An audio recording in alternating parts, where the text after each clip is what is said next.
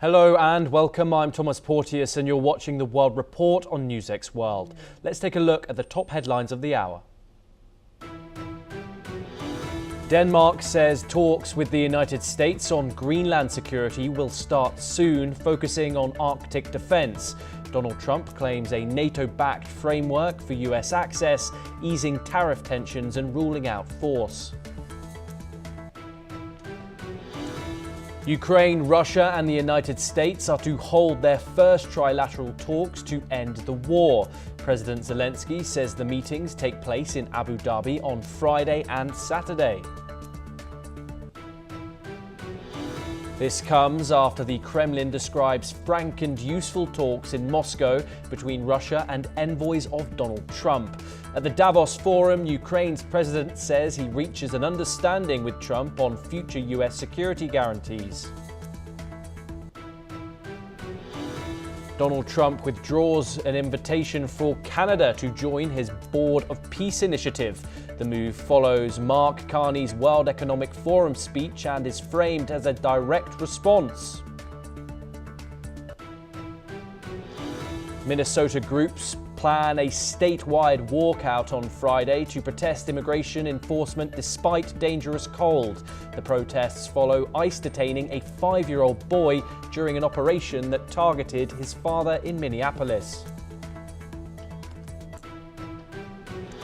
Japan's Prime Minister dissolves parliament ahead of a snap election set for February the 8th. She seeks a fresh mandate to tackle rising living costs and boost defence spending as polls favour her cabinet. TikTok says it reaches a deal allowing the app to keep operating in the United States. The move ends a long security dispute and averts a ban after enforcement was repeatedly delayed. Campaigning begins in Bangladesh ahead of national elections set for February the 12th, the first since the 2024 uprising. The interim government pledges a free vote as 350 lawmakers are elected in what observers call a landmark poll.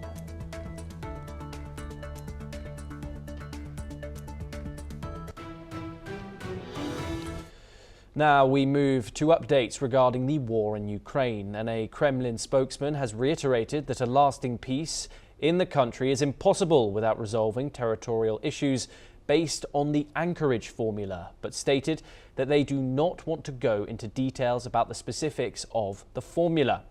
According to Kremlin aide Yuri Ushakov, the anchorage formula refers to an agreement on resolving territorial issues that was reportedly established during a past summit between Russia and the United States in Alaska. Meanwhile, the Ukrainian President Volodymyr Zelenskiy has stated that territorial concessions cannot be one-sided and has presented his own peace formula, which focuses on a complete Russian withdrawal and the restoration of Ukraine's territorial integrity, among other points. Ukraine also considers Moscow's demand for territorial concessions a central obstacle to peace. Joining us now to discuss this and more is Professor Georgy Toleraya. He's a professor at the Russian Academy of Science. He joins us live from Moscow. Thank you very much, Professor Toleraya, for joining us. Of course, diplomatic negotiations to end the 4-year war continue with that significant meeting between Putin and the two US envoys, Jared Kushner and Steve Witkoff. Territory, of course, a major sticking point, the major sticking point, some would put it. How do you see these issues being resolved as both Zelensky and Trump at the World Economic Forum said that the framework for peace is ready? We should wait for some details from the outcome of the talks. But frankly, I'm a little bit more optimistic than ever before, because it's actually the first trilateral talks. But I'm still very pessimistic, because what Ukraine demands, Zelensky demands, is unrealistic. The reality on the ground is that the eastern part of Ukraine should go to Russia, because there's a Russian-speaking population, and this will be the final result of this war. Zelensky is not ready to admit this, is not ready to accept this, and he's presenting some funny initiative like keeping Donbass, giving Donbass back to Russia, which simply won't work. So I won't be surprised if the current talks, I wish them all the success, but I won't be surprised if we will see another frustration, another negative result, and maybe this will be in the future in textbooks on history, which will be mentioned just in small type, that this was the first contact which was unfortunately unsuccessful.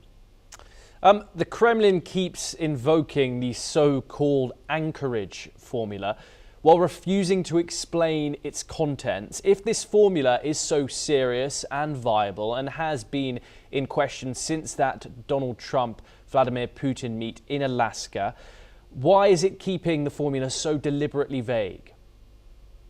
Well, the formula, I think, is based on the fact that four provinces, they are legally, constitutionally part of Russian Federation, and the reality, this reality should be somehow institutionalized. It should be enter into agreements, into some kind of legal documents. There are no more details. There are devils in details, but this is a basic approach. Kremlin doesn't want to mention it because it doesn't want to irritate Zelensky and the Western powers, but this is the baseline for the solution. Professor Toloraya, stay with us as we move on to further updates. And Ukrainian President Volodymyr Zelensky has confirmed that the territorial issue in Ukraine's ongoing war with Russia will be a key focus in US-mediated trilateral talks in Abu Dhabi, starting on January the 26th. The discussions will center around Russia's demand for Ukraine to surrender its eastern Donbass region, a proposal that Zelensky has consistently rejected. Meanwhile, Zelensky also revealed that a deal on US security guarantees for Ukraine is ready and awaits final approval from President Trump. Zelensky also dismissed the idea of using frozen Russian assets for reconstruction in Ukraine, calling it nonsense. Professor Toloraya joins us once again. Of course, this is a huge development today that we are finally getting a trilateral meeting, one of significance hopefully this time, unlike the previous ones that we've seen in Istanbul over the past year or so. Do you expect a high-level delegation to be present in Abu Dhabi in the next week? Well, we have now just the talks, which started very, I would say, spontaneously. That was decided only this night. And today they start talking. This is something unprecedented in world history and in diplomatic history, at least for modernity, because you need some time to form the delegation and send it. So let's wait for the first outcome. And as for the overall idea of using frozen Russian assets, I think that President Putin said that he can accept or suggest using part of assets for the reconstruction of Palestine territory, of Gaza territory, not Ukraine. And we didn't speak about Ukraine, and if these assets can be used for restoration of the former Ukrainian territory, which is now Russia, then it could be a very welcome development. However, we are speaking only so far about the assets frozen in the US, and they're not so big. They're, I think, about $5 billion. That's a big sum, but it's just a fraction of what was frozen in the West of Russian assets. So this is just a very symbolic gesture, but not a solution. And security guarantees, another focal point when it comes to these negotiations. If these guarantees are Article 5-like, how do you see the Kremlin receiving them?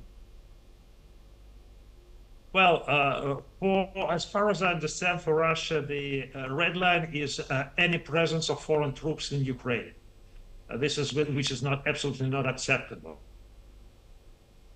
Can be discussed I don't know what Zelensky agreed on with Trump and how do they interpret the agreements. We have to wait for more concrete details. But if there's no troops in the territory of Ukraine, then I think other issues can be discussed. Okay, Professor Toloraya, thank you very much for taking the time in joining us. It's a pleasure to have you on the programme. Of course, here on NewsX World, we'll continue to keep you updated with all the developments coming out of those negotiations. We move on now and over to the United States, and the Supreme Court raised concerns over President Donald Trump's unprecedented bid to fire Federal Reserve Governor Lisa Cook. During oral arguments, justices from both conservative and liberal sides questioned whether Trump's actions would undermine the Federal Reserve's independence. They specifically highlighted concerns over the lack of due process in the dismissal and the alleged insufficient cause for her removal. The case centers on Trump's attempts to remove Cook, citing mortgage fraud allegations she has denied. However, a lower court ruled in favor of Cook, stating that Trump's action likely violated her constitutional rights. The justices debated whether the president could unilaterally dismiss a Fed official without a formal process, especially given the unique status of the Fed established by Congress to insulate it from political influence. The court's decision, expected by June, will have significant implications for the separation of powers and presidential authority over independent agencies. Let's listen in to what Trump had to say on the issue. I listened to some, I read some of it, and I didn't get that impression other than they thought maybe it should have gone through a more normal court system. But nobody was saying she's innocent. What they're saying is maybe it should have been a longer process. So we'll see what happens. Jim Rice joins us now. He's a professor of international law and he joins us live from Vigan in the Philippines. Jim, thank you for sitting with us. It's a pleasure to have you. This case goes to the heart of institutional independence, of checks and balances in the United States. Is the Supreme Court here really being asked to decide whether a sitting president can directly politicize the Federal Reserve? Thomas, thanks for having me on again. Good to see you. Yes, that was a great lead-in, and thank you for that. To try and answer your question, I think about 12 hours, 13 hours ago, Trump basically said that, people have said that I'm a dictator, and what's wrong? Sometimes you need a dictator. So I think Trump is basically telling us, for once, the truth. He really plans to be a dictator. To try and get to your question, the Fed was set up, the Federal Reserve Bank was set up in 1913 to be an independent means of monitoring or setting monetary policy. And it is specifically designed to be independent of a particular administration. That's why they've set it up in the way that they've done. Trump, of course, in his thirst to become a dictator, has attempted to fire Lisa Cook without cause on these absurd charges, and it's clearly not going to work. As to what the Supreme Court decides in June, again, I really don't know, but it seems from today's oral arguments that things are not going well for Trump.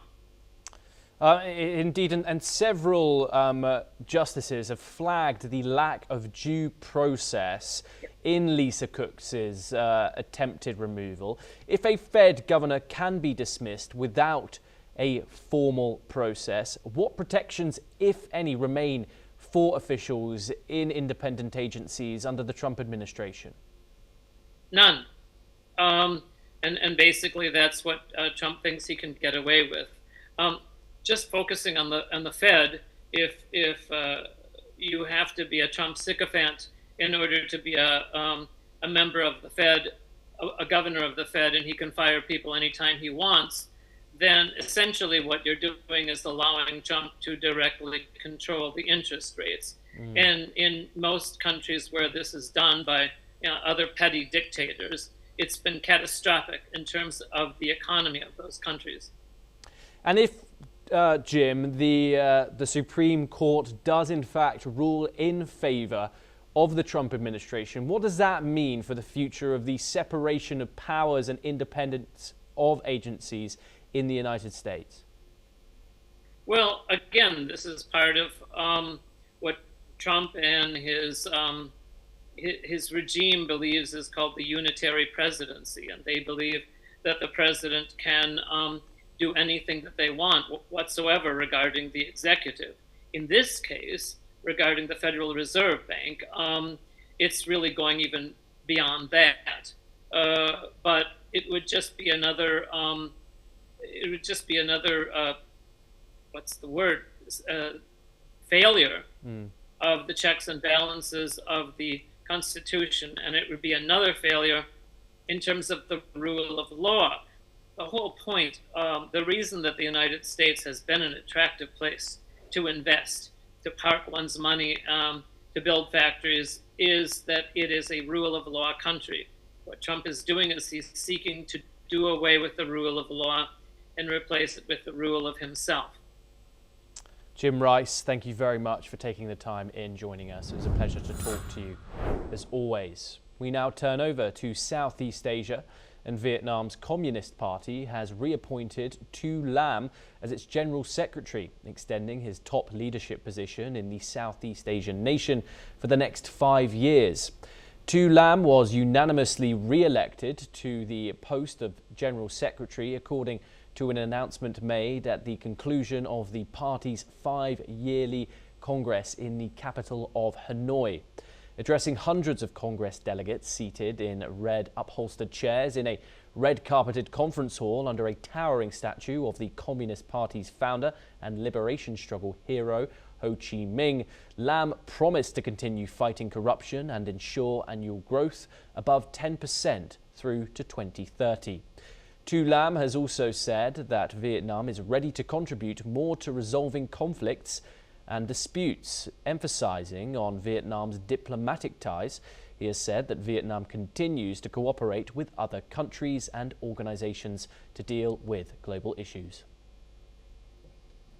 Next, we turn to Europe, and Spain has decided not to participate in the Board of Peace initiative launched by US President Donald Trump.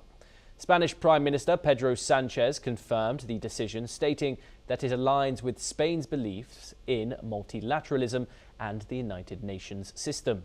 Let's take a listen into his statements. Tras haberlo consultado con muchos de los países, tras haberlo meditado durante bastantes semanas, hoy he querido trasladar a los colegas del Consejo Europeo el que el Gobierno de España ha decidido no participar a la llamada Junta de Paz. Agradecemos la invitación, pero declinamos el participar en esa junta propuesta por la administración estadounidense. Esta junta está fuera del marco de Naciones Unidas y, por cierto, no ha incluido a la autoridad palestina. El futuro de Gaza y también de Cisjordania, no nos olvidemos, el futuro en su conjunto de Palestina debe dirimirlo los palestinos. Y también el futuro de su coexistencia pacífica y segura con Israel deben dirimirlo fundamentalmente Israel y Palestina en un proceso dialogado que implemente la solución. Notably, many traditional US allies, including Canada, Britain and most EU countries, were also absent from the launch, which took place at the World Economic Forum in Davos. We turn next to the British Isles, and a British court has allowed a legal challenge to move forward against a large data centre project outside London. The 90 MW data centre in Buckinghamshire was approved last year, but campaigners argue that the impact on climate change was not considered. The two groups challenging the project, Foxglove and Global Action Plan, claim that the government has failed to assess the extra electricity needed to power and cool the centre, especially as demand for data centres increases with the rise of generative AI. While the developers argue the project was properly approved, the court agreed with the campaigners, granting them permission to pursue the challenge in court. This could set a precedent as the first legal challenge against a hyperscale data center in the United Kingdom. A full hearing in this case is expected later this year. To the Indo-Pacific now, and rescuers have recovered the bodies of all 10 people on board a chartered plane that crashed into Mount Bulusarung on the island of Sulawesi in Indonesia. The turboprop aircraft chartered by the Fisheries Ministry lost contact with air traffic control. It was carrying 7 crew members and 3 civil servants. 8 bodies were recovered earlier this week, but the final 2 were found on Friday. The aircraft's black box was located, offering hope for answers on the cause of the crash, which occurred just before the plane was due to land in Makassar. Well, that's all that we have time for this hour. Keep watching NewsX World for more international news updates.